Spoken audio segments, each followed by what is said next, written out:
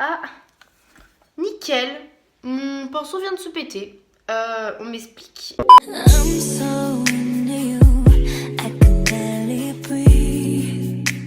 Coucou tout le monde, alors aujourd'hui je vous retrouve pour une nouvelle vidéo qui sera une vidéo battle, luxe vs bas prix, cheap, dites ça comme vous voulez. Je vais confronter les marques, je vais confronter les prix. Attention, il n'y a absolument aucun partenariat et aucun placement de produit dans cette vidéo, je le précise. J'espère que ça va vous plaire et c'est parti. Pour moi je suis un peu trop jeune pour mettre du fond de teint à mon âge, du coup j'ai emprunté deux petits fonds de teint à ma mère. Côté pas cher, j'ai pris le fond de teint diamant que vous trouvez sur Beauté Privée. Donc de base il est quand même un peu cher, mais comme sur Beauté Privée il est à moins de 20 €, je me suis dit que j'allais le mettre côté pas cher. Et du coup côté luxe, j'ai mis un fond de teint de chez Make Up For Ever, c'est le HD. On va commencer par le côté cheap. M'en voulez pas si je dis cheap, hein, mais cheap pour moi c'est pas cher, c'est pas de mauvaise qualité ou quoi, c'est juste pas cher. Oh mon dieu. Ça part sur un carnage. Hein. Déjà j'ai de la chance, ça m'a l'air d'être ma teinte. J'avais peur que ça soit trop foncé. Puisque oui, je suis blanche comme un cul. Il cache pas vraiment les imperfections, ça je pense c'est plus le boulot du correcteur. Mais il est tellement naturel. Je comprends Gaël Garcia Diaz maintenant. Il est vraiment cool ce fond de teint, j'aime beaucoup. Puis maintenant on va tester le Make Up Forever.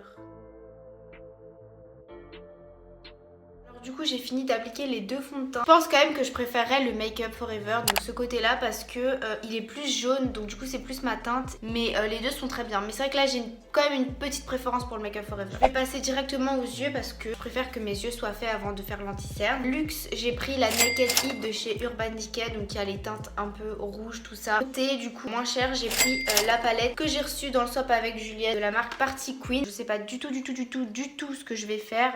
Je vais y aller au talent. Même si le talent n'est pas présent non plus, hein. Je vais prendre la couleur Cayenne, c'est cette couleur-ci. Voilà, donc c'est juste pour définir un peu. Sur cette palette, je prends cette couleur-ci. Je vais intensifier le coin interne avec une couleur un peu plus foncée. Je trouve pas vraiment une couleur similaire. C'est pas grave, je vais prendre un fard marron violet sur celle-là. Van Dyke, je vais prendre la couleur Ashes. Juste là qui est quand même beaucoup plus violette, mais ça va le faire. Alors... Ah ouais non mais la pigmentation franchement il n'y a pas photo. Hein. C'est vraiment une très bonne palette.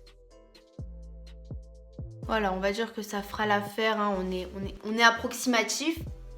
Ah ouais non mais pareil, très pigmenté. Je dirais quand même que les fards sont plus faciles à travailler dans la palette Party Queen. Je sais pas du tout pourquoi. Mais du coup la couleur part plus vite genre. Là je vais mettre la couleur du milieu qui va popper un peu. La couleur Scorched de la palette Naked. Cette couleur-ci de la palette Party Queen.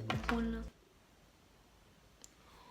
Ok, alors la pigmentation... Ah ouais, non mais là la pigmentation, elle est quand même assez folle. Hein. Ah ouais, pareil, la pigmentation ici est hyper bonne. Bon du coup, voilà ce que ça donne après estompage et tout le tralala. Je suis plutôt contente du résultat, je trouve que c'est assez similaire. Cette palette là, je trouve que c'est du coup un bon dupe de la Naked. Après, c'est vrai que niveau pigmentation, je préfère la Naked, mais niveau estompage, je préfère la Party Queen où il y a des points positifs et des points négatifs. Je vais partir sur un anti-cerne. Côté cheap, j'ai pris un anti-cerne de chez Revlon qui m'avait coûté je crois 8 €, enfin c'est vraiment pas cher. Côté luxe, j'ai pris un anti-cerne de chez MAC, c'est celui à ma mère mais j'ai pas vraiment d'anti-cerne de luxe. J'ai pris celui-là, donc on va tester ça. Oui j'en mets beaucoup hein, mais il y a de quoi cacher, ça va, c'est les mêmes teintes. Est-ce qu'on en parle que j'ai fait les deux triangles du menton, sauf que le bouton que j'ai est entre les deux.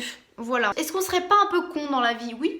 Le Revlon pour 8 €, il est hyper bien. Si je dois vous en conseiller, les NYX et les Revlon parce qu'ils sont vraiment pas chers et ils sont trop bien. Et en même temps, on a nettoyé le petit maquillage des yeux, ça fait plaisir.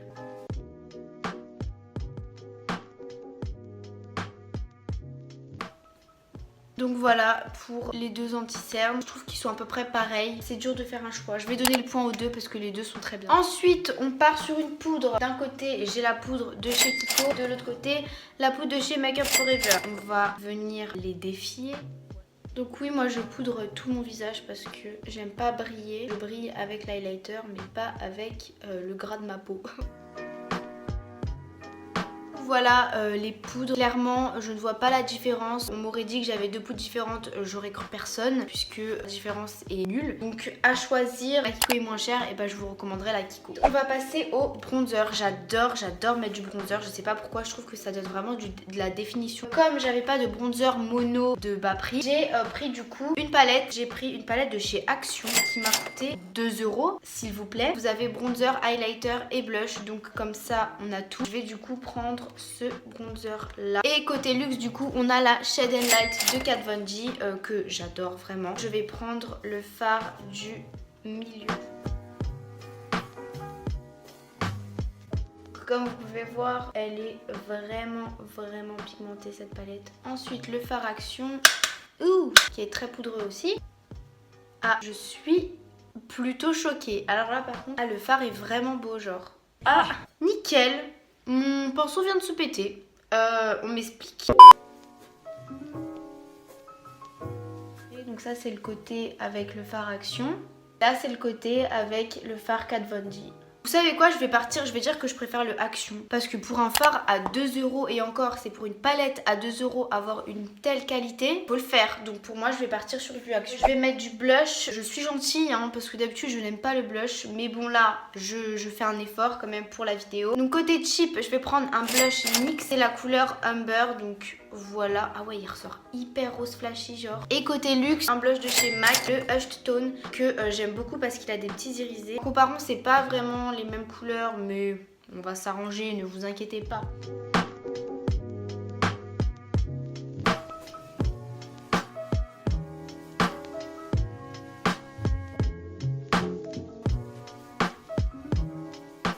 Ah oui donc le NYX est beaucoup plus pigmenté. Je sais pas si ça se voit à la caméra mais le NYX est quand même plus pigmenté. Donc moi le NYX mérite de gagner cette petite battle. Après je préfère quand même le MAC puisque comme je le dis je n'aime pas vraiment le blush. Du coup j'aime bien quand ça se voit pas. Mais le NYX est plus pigmenté donc je valide le NYX. Ma partie préférée, l'highlighter n'est-ce pas? J'adore mettre une base comme vous aurez pu le voir dans ma make-up routine pour que l'highlighter en poudre après puisse mieux accrocher. Côté cheap j'ai pris un highlighter NYX. En fait c'est un duo bronzer highlighter. Pour le côté luxe j'ai pris l'highlighter Lancôme, le Click and Glow, déjà présenté plusieurs fois.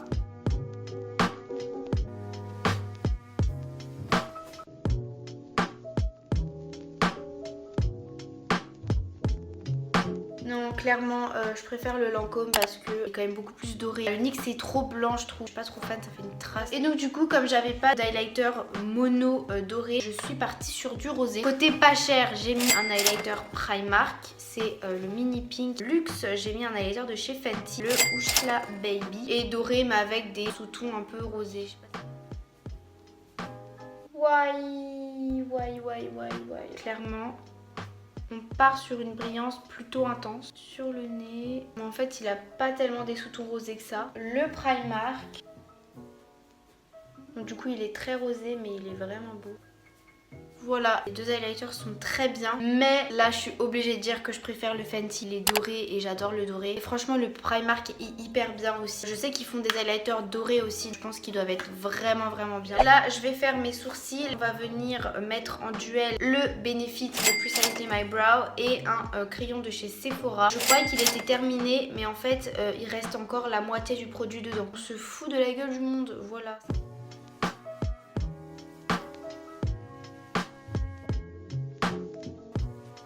Donc voilà pour le sourcil. Franchement il est grave bien. Et moi c'est la teinte 02 si vous me demandez. On va faire l'autre côté avec le Benefit.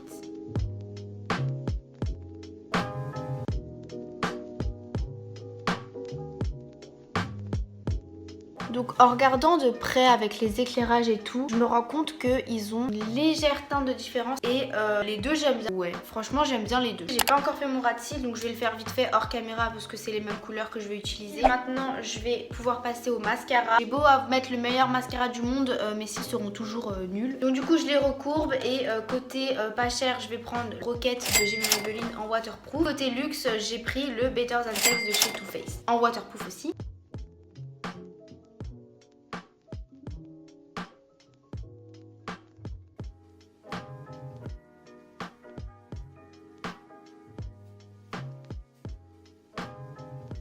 vu dans les close-up, pour moi, il n'y a pas photo. Je préfère largement le Gemay. The Rocket, ça a toujours été un de mes mascaras préférés. Il est vraiment trop bien. La dernière étape de ce make-up, enfin, je crois que ça va faire au moins plus d'une heure que je filme. J'espère que j'arriverai à cutter au max. Pour les lèvres, je me suis dit que j'allais faire un rappel. J'allais partir sur quelque chose de rouge orangé. Côté luxe, j'ai le Trendsetter de Huda Beauty. Et côté moins cher, j'ai le Séduction. C'est un NYX lingerie. Bon, clairement, j'ai dépassé. Hein.